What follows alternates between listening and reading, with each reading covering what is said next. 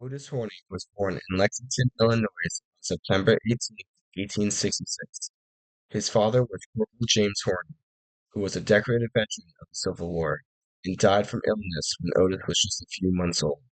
His mother was Josephine Kramer, who would take Otis to her family's farm in Ohio. At this farm, Otis was raised by his uncles, who, just like his dad, were also vets with the Ohio Regiment. In 1887, Otis was accepted into the U.S. Military Academy by an alternate appointment. At West Point, he believed he would be at a disadvantage academically to his peers. This would not be the case, as he would be ranked 6 out of 65 when he graduated in 1891.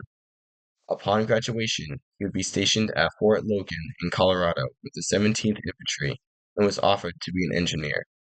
Otis would decline and chose to be assigned to infantry so he could go into the ordnance department. Before he left to Fort Logan, he would get married. He would stay at Fort Logan until 1894, where he was transferred to the Rock Island Arsenal, located in Illinois on the Mississippi River. Here, he will report to the production and maintenance of the old Civil War era saddles.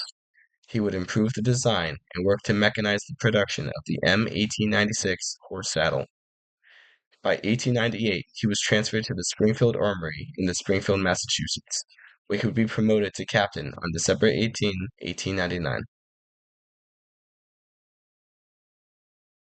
In Springfield, Otis will be assigned to firearm development.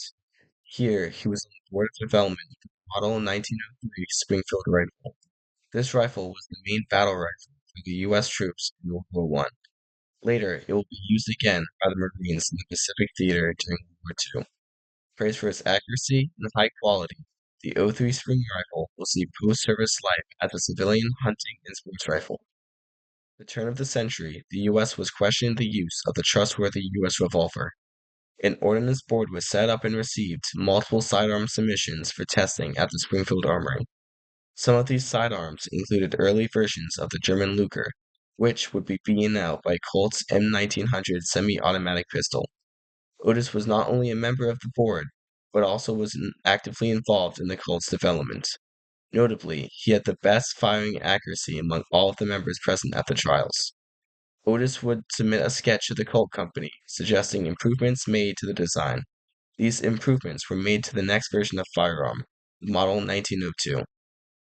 The M1900 would pass the first set of trials and would be field tested in the Philippines, a place of tension in the early 20th century.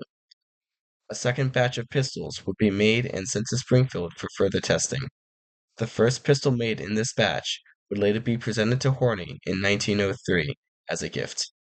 The 1900 would go on to future development, later becoming the famous Colt 1911 automatic pistol. The 1911 Colt pistol is still in service and seen combat in present day. For the duration of the time in Springfield, Otis will have his inspector's mark printed onto many types of weapons. A few revolvers have OCH on them. OCH is his inspector's mark. The coolest piece of ordnance that bears this mark is an M1900 Gatling gun. Otis Horney would eventually make his way through many armories, arsenals, and depots. He will travel to France after World War One to inspect homebound ordnance.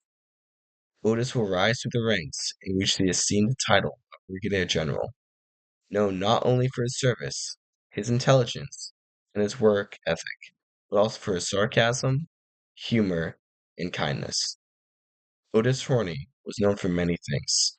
His legacy goes on so much further than just his name or things he has done. Otis means so much more to me than just his legacy. To me, he is more. He is not only a historical figure, but my great, great, great grandfather.